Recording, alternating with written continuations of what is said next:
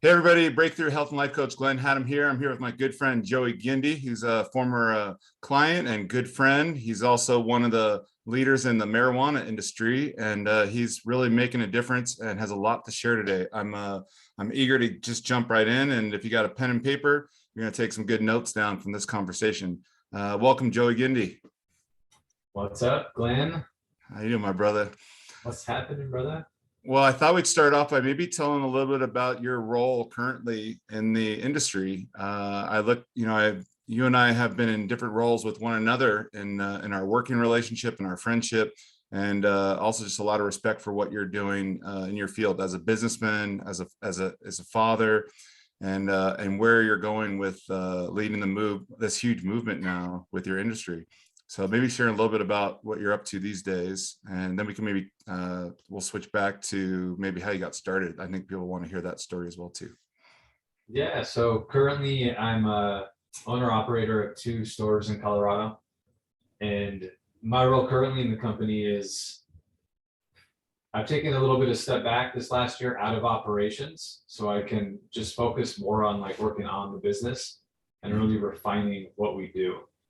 So I guess a little bit of backstory. I know you just said you would ask that in the next question, but kind of makes sense to bring it up now. I've been in cannabis for 12 years, and it started out with like just a medical store in Louisville, and it evolved to 2 medical stores. And in 2014, 15, when the recreational movement happened in Colorado, we had an opportunity to rebrand. And so that's what we did. And a lot of our focus on the rebranding was really getting in touch with like why people use cannabis. What's the purpose behind their cannabis use? It wasn't so much the medicinal side. There's a ton of that, and that was obvious. That's why the industry got started, was because there was a medical component to it. But people weren't as much talking about like the recreational side and how it's not just for having fun. It can actually be used. Cannabis can actually be used to help like enhance or support you in things that you love to do in your life. And so that kind of became our mission.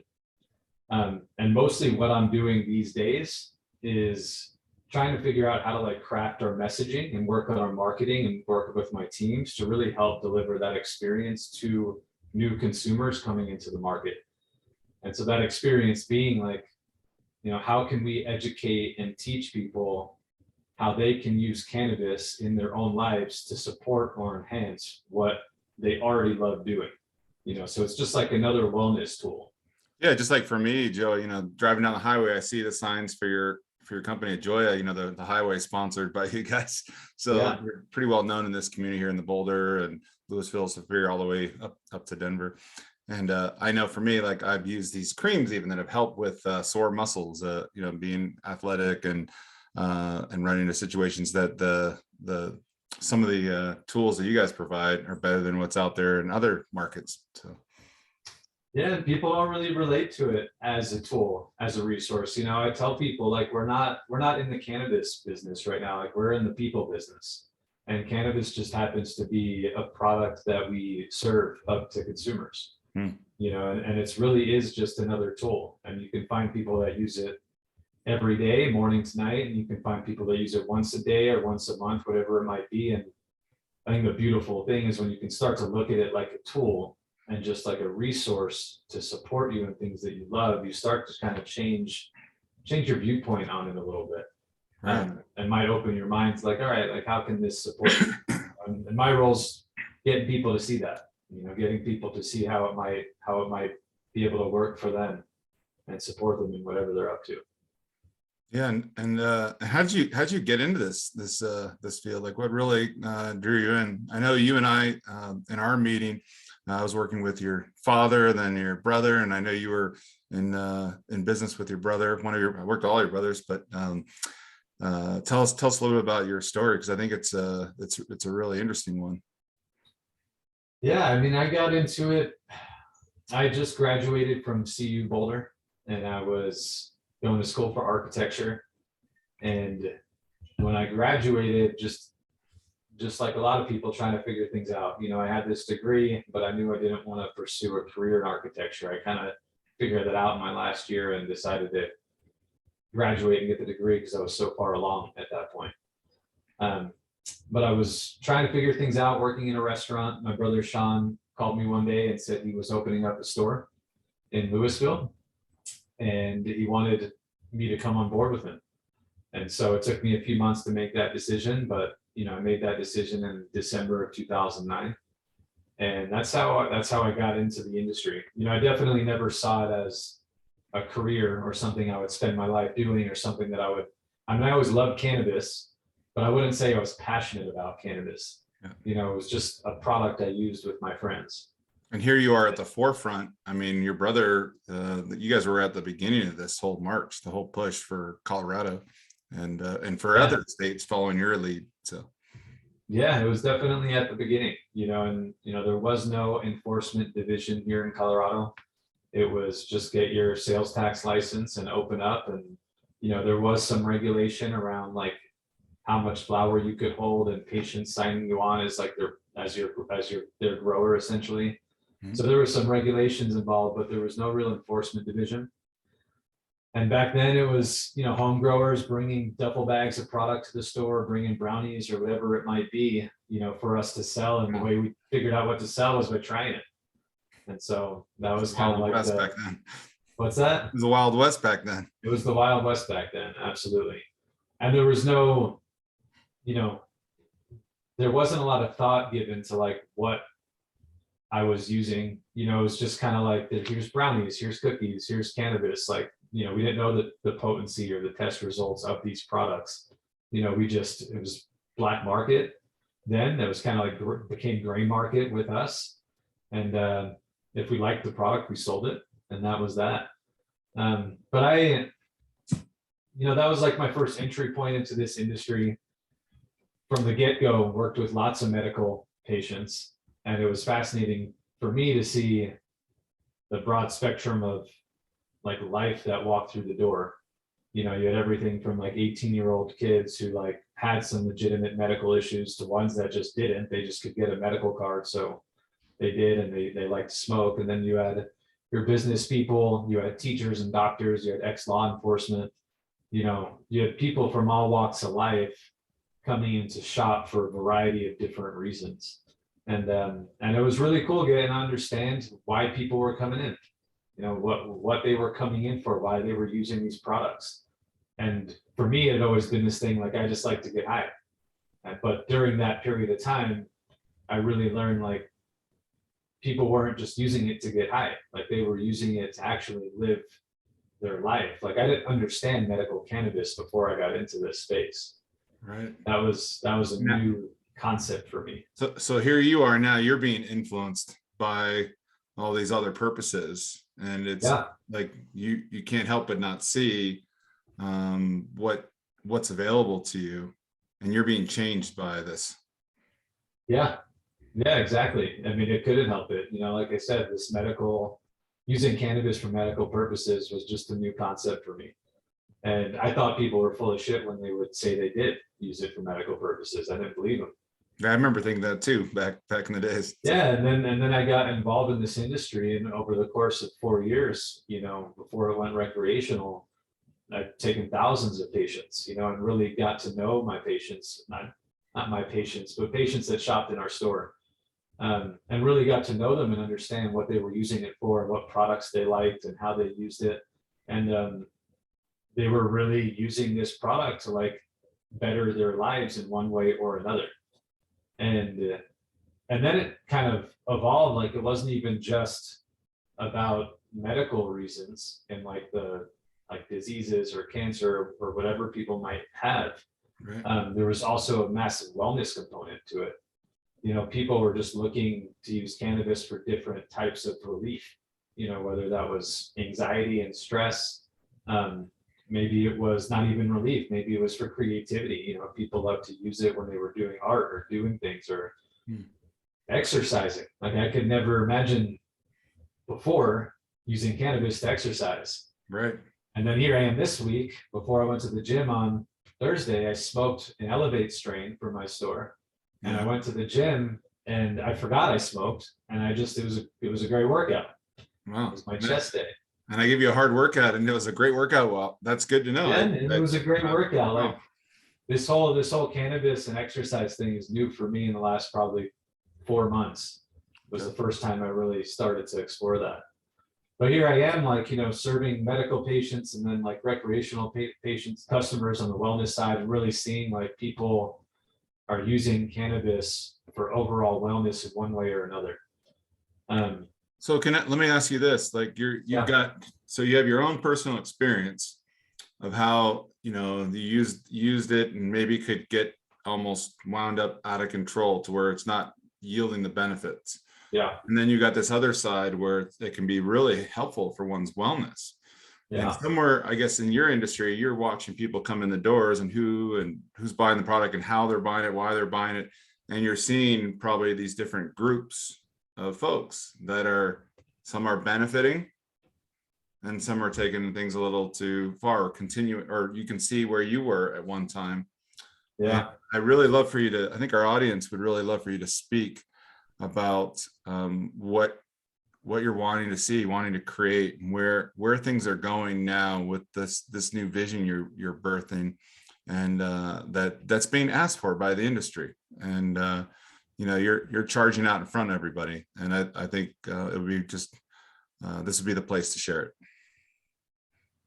Yeah, I definitely see people coming in the stores. I'm not in the stores as much right now, but I've spent plenty of time there and seen lots of people that come in for wellness reasons, and some kids that just come in because that's what they know, right? Like they smoke weed or dab all day, every day. And that's just what they know. There's, and it's difficult, right? Because in this industry, there's a lot of people that use cannabis all day, every day, and they see nothing wrong with it. And I'm not one to tell them that there is anything wrong with it. Like, it's your life, like do what you want with your life. But when I started getting really real with myself in my own use, I started to delineate, like, there's two ways that I was using. I was either using cannabis to create something in my life, or I was using cannabis to sedate in my life. Check out. So I kind of coined this like creation versus sedation use. Okay. Now, I'll say that like sometimes like we're so wound up and stressed in life, and so, have a lot going on, whether, you own and operate your own business or not, you work inside of someone else's business, you might be married with kids, you might have health stuff going on. Like life happens and life's intense and it's a struggle for a lot of people. And sometimes sedating like is necessary. Right. Sometimes, and I used to be so against that. I used to be really against this, like, don't sedate, like that's really bad, like you shouldn't be doing that, you should be able to be grounded, all like, ground yourself without using substances and this and that. It's pretty hard to do with probably as a parent 24/7. I mean, people sedate with whether it's Netflix or sugar, or something just to give them like, hey, I've gone all day and now I get that glass of wine at the end of the day, or I get a smoke that to get myself to stop spinning before I try to go to sleep. And there's just like which is all fine, right? Like to a point. But for me personally, what I realized was, it was like when I would use cannabis to just like unwind and de-stress, it was almost like I would disassociate from the life around me. Right. And I would just smoke and I would like disassociate and I would just be high and I might be forgetful or spacey or whatever it might be. Because I wasn't really paying attention to like the strains that I was using and how much I was inhaling, or if I wasn't inhaling, like what kind of edible I was using, or what kind of cannabis went into that edible, and how much, what's the dosage that I'm taking. Like there was no real intention and focus around what I was taking, when, and how.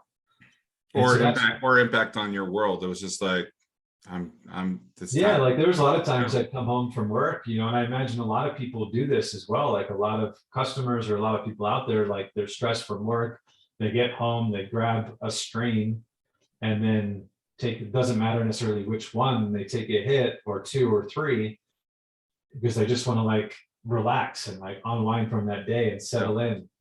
And so I would do that, but then I would find like, I was just not fully present. I wasn't full, I was kind of spacey, or I was kind of had this like paranoia and self-conscious way of being that was happening to me, and I didn't like it. So here it is. Here it sounds like you're trying to actually find a way to, in a certain sense, be present. Like I'm gonna let go of all the stress of everything and just be here now, but you weren't really here now. Not always, no. Sometimes I would be for small pockets, but a lot of the times I wouldn't. I would just kind of get tired, and I would still be trying to get through the night or get through whatever it was. But I couldn't stop using it either, right? Like I found this weird, like kind of weird paranoid self-conscious experiences, but then I kept using the product. And so I started asking myself questions, like, why am I using this? If it's giving me this self-conscious paranoid feeling, like, why am I using it? Right. So it's creating more anxiety. It's like, it's not really yielding what you're intending it for, but it's the only thing you know, and you just do what you know. And next thing you know, you're hooked in a cyclical pattern. And that's kind of what was happening for me for a while. I was kind of hooked in that cyclical pattern, and I felt good. I did feel a little bit more relaxed, but psychologically it did something that I didn't love. And so it was difficult for me to figure out how to manage that. And that's kind of what set me on my path the last year and a half was, if I'm going to continue to grow inside this industry, and if I want to expand the way that I talk about it and the way that I want to, I need to really buy into what I'm creating. I don't want to just open up dispensaries and sell products where I know people could be having the same experience that I'm having, which is this like cyclical kind of pattern that's not necessarily positive in the overall picture of my life. It's not actually helping me move things forward and create and evolve. So if you were like a client walking into your store and your new vision, like if you're being guided by a higher truth, what's possible for this new person coming into the Joya Experience, a brand that is really, it's very well known here, represented well. What do you want possible for guys like yourself to come in and have, as far as a different kind of experience, getting educated and making smart choices, being, like you said, you're about people. It's like taking care of your people. What's that look like, for you, like what you want available? Because you've gone through some pretty significant trials and tribulations in your life that you've kind of come to a head with, like, here's what works, here's what doesn't work, and I got to remove things, people, things, anything that's toxic. I got to like replace those with things that are optimizing my wellness. What is it that you're seeing as possible now, and you trust that it's possible for people to experience? I believe it's, so like I said, we're a people brand, and we're focused on cannabis right now. So I do see a future where we're talking about more than just cannabis. But right now, what I see is an industry where things are going to go one of two ways. Cannabis is just going to become something like alcohol, like another product in the marketplace that people use to escape life and sedate and kind of disconnect and disassociate. Or it's going to be used to help them create more of what they love to do in their lives. And so someone who shops at a Joya, the possibility that I see is them learning through proper education and guidance and having a well-rounded selection of sophisticated products available to them to help create very like intentional experiences using cannabis. So helping people find and select products that can really help them like enhance or support what they love to do already in their lives and use it in a very intentional way. So like an example might be, like today in the marketplace, I know people that eat, let's take edibles, for example. Yep. They'll eat anywhere from 5 or 10 milligrams of an edible. Milligrams is like the dosage that edibles comes in. Right. And they'll eat 5 to 10 milligrams, and other people eat 500 milligrams. Sure. And it's all across the board. Okay. Right. And for me, I used to be one of those 5 to 10, 15 milligram people. When I started focusing on using cannabis intentionally and seeking these results where I'm actually creating and enhancing and supporting myself and the experiences that I want, I found that like I don't need a whole lot. Like I want to, what I found was what's the least amount of product that I can use to give me the desired result. Just kind of like the terminology people are using nowadays in the world of microdosing, Yeah. with mushrooms or other things that are also in that. It's exactly like that. So my first kind of journey on this in terms of my morning routine, I started to incorporate cannabis into it, and I'd incorporate 0.5, actually it's 2.5 milligrams. So I'd wake up and I'd take 2.5 milligrams, and I would exercise and meditate and journal and go through all of that process. And, that's like my morning routine for the first couple hours of my day. And I just found when I would use this product, like after I got off the bike, I just felt good. I just felt better. Like overall, my energy felt better. I felt present. I would sit down into a meditation and I felt great. I felt much more connected to myself and kind of the journey that I was on. And sat down into journaling, and I was more inspired and was able to create more inside of that space, that journaling space. Because inside of that, it's like I journal and reflect and then try to build like, all right, what am I doing today? So this is versus somebody who like took five or 10, they're not even getting on the bike. They're not doing any journaling. They're just, bloop. Yeah, they're just taking it. So now I'm starting to dial it in, right? So I started with 2.5, and I actually got a tincture that allowed me to drop that down even to 0.5, because I felt like 2.5 was almost too much. So much. Okay. And I started to dial it into like 0.5 to 1. So it's like this dialing in, right? So now like I'll use products like in that way that I just told you in the morning, a really low microdose. Or before the gym, I pick an Elevate strain from my store that I've found that I really like, that gives me energy. And I took one puff, but before, when I might take 2 or 3 hits off the bong or the pipe or whatever it might be, I take one, and it's very calculated, like it's smaller, like the flames on the lighter or the flames on the cannabis for half a second, and my draw is shorter. And I'm just telling you these details because that's what I'm talking about when I say using it intentionally. Yeah. Well, I can relate to this because I've gone into a store before, and I'm not someone who does, smoke marijuana or eat marijuana or anything with marijuana. Like I said, I like the creams on my muscles, but I've smoked weed before. This probably leaves me a presidential candidacy, but I've gone in a store and I bought edibles, and usually the person behind the counter is like, what are you looking for? You're looking to go down at night, or you're looking to come up in the morning, or you're looking for something in the middle of the day? And what you're speaking to sounds very different. It's like that's the way the industry maybe has gravitated towards in catering to what people's immediate needs are, because they haven't been shown what's possible. Yeah. And you're talking about something very different. Very different. Yeah. It's like when I use, even if I am looking to kind of unwind and relax, it's different than the sedation piece that I was talking about before, because there's also like in that moment, I'm like, all right, I want to relax, but what do I want to create inside of this relaxation? Do I want to create a connection with my daughter and be really present and into a moment with her? Do I want to be with my wife and get to watch a show and like be with her? I'm not just smoking to disassociate, I'm smoking to relieve myself of something so that I can be all in on this new thing. I'm just picturing all these parents at the end of the day, and they're just blowing themselves out. And like, what if their kid falls and they got to drive into the hospital or something, crazy. And you're like, you've drank too many glasses of wine, or you've smoked too much weed. Yeah. And it's all, you got to think about those things. Trust me, I've definitely had my moments where I've used too much of a product and I'm like, oh shit, like, I hope that nothing happens here.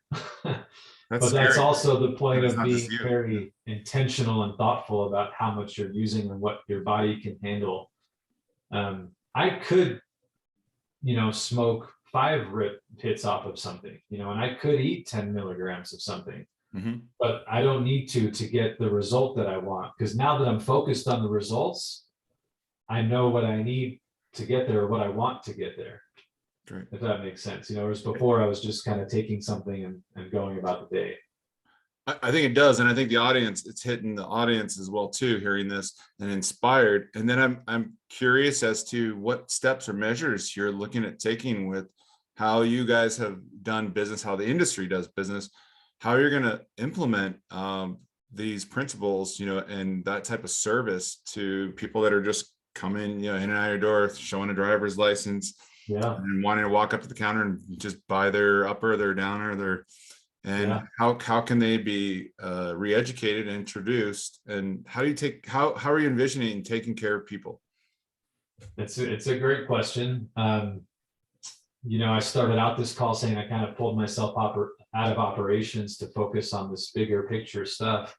And what we're talking about here is it's the way it looks to me. I'm still kind of trying to figure out, but there's a journey that someone goes on, right? There's a journey from either never using cannabis at all, or to being someone like me, maybe not as extreme, but where they're just using it almost habitually or without any real focus or intention.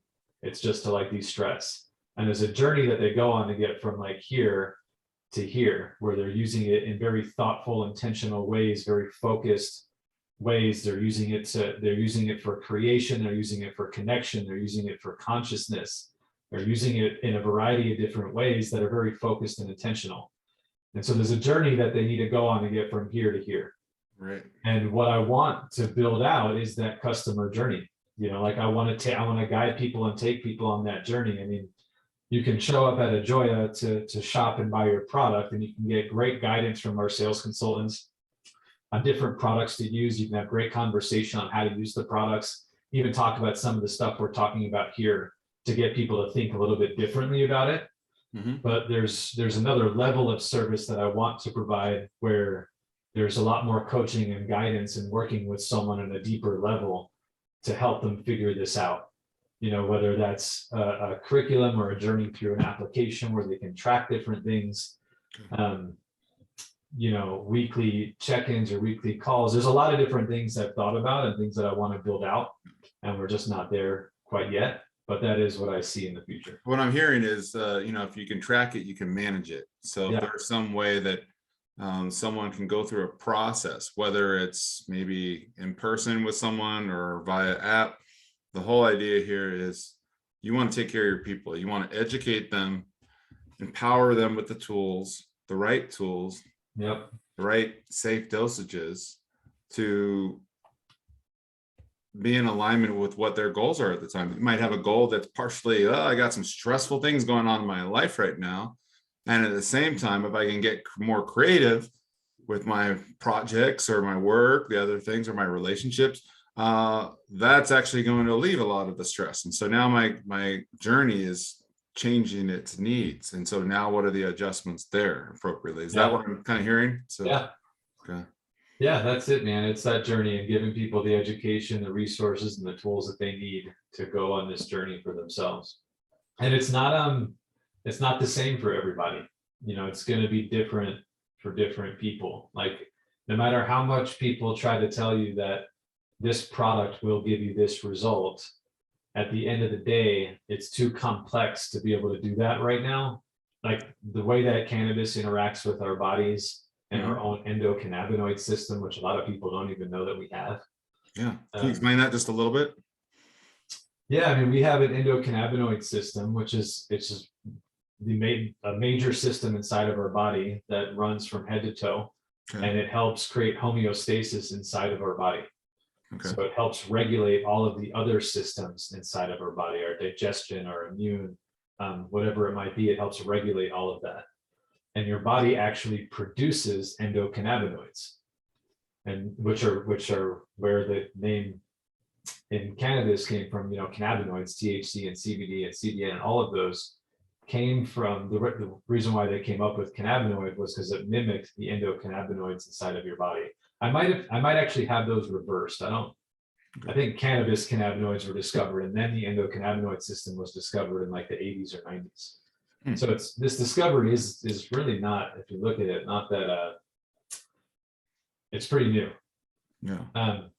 And so if you kind of imagine like your body produces endocannabinoids, and it has these receptors that they connect to, and it creates this experience inside your body. Like cannabis cannabinoids connect to those receptors inside of your body. And just trigger. And it creates an experience inside of your body. But there's so many moving parts to it, right? Like you don't know if your endocannabinoid system is deficient in some way. You don't necessarily know like how much the terpenes inside the cannabis are affecting the different systems inside your body as well. Yeah. So it's just, there's a lot of moving parts. So that's right. Someone's going to respond very differently. Exactly. And it can be, and people will respond differently, they'll respond similar. And there's some like, we can guide people on the journey based on the information that we have today. But because it's been illegal for so long, there's just hasn't been enough research, scientific research to really say like, all right, this is going to do this. And I don't know that you'll ever get there with maybe with isolated cannabinoids and isolated terpenes and isolated, formulations like that. Yeah. But if you're just taking like a cannabis plant that grows, it's filled with hundreds of different cannabinoids and terpenes that are all interacting when you burn it and then go into your body, and it's interacting with your own endocannabinoid system. There's just so many factors. Now, with that said, I do think that we're getting to a point like just based off of how long the industry's been around and how many people have tried these products that we can guide people and say, look, for a lot of people, they get this kind of experience. You're starting to know now the formulas, whether it's edible or smoked, vaporized, whatever, like that. People are starting to, there's a lot more science now at the forefront of things. There's more science, and even more than that, there's just a lot more experience. Like there's a lot more people, there's a lot of anecdotal data from people's experiences that can really help guide people. Well, I think this is probably a good place to cut us off for today, but I want to invite you back for another conversation here down the road here shortly, just because I know you're moving at lightning speed with this vision, and it'd be great to check in with you and hear the progress you've made and what's being birthed. But it's just been, it's been a pleasure as a brother, fellow traveler on the journey with you. Like I said, I've been in the role of coach with you, but I've also been a student with you. I've learned tremendous just from sharing space with you and energy. And I'm just really excited about how you're really leaning into your truth and what is a truth for a lot of people. And it's amazing it's going to be amazing to see and experience what Joya right in our backyard here is going to be doing in the local community. And I know you also are a big influencer with, because a lot of other states are in the Wild West still, that you're definitely someone that people reach out to for advice. So I just have tremendous amount of respect and appreciation, and I just keep learning from you every day, and it's inspiring what you're up to. And I think the viewers probably got a lot from today's listen in, and we'll be listening in for the next time you're a guest. So right, well, yeah, pleasure to be here, and thank you so much, Ben. Yeah, thank you, Joey. Appreciate you. Thank you, everybody.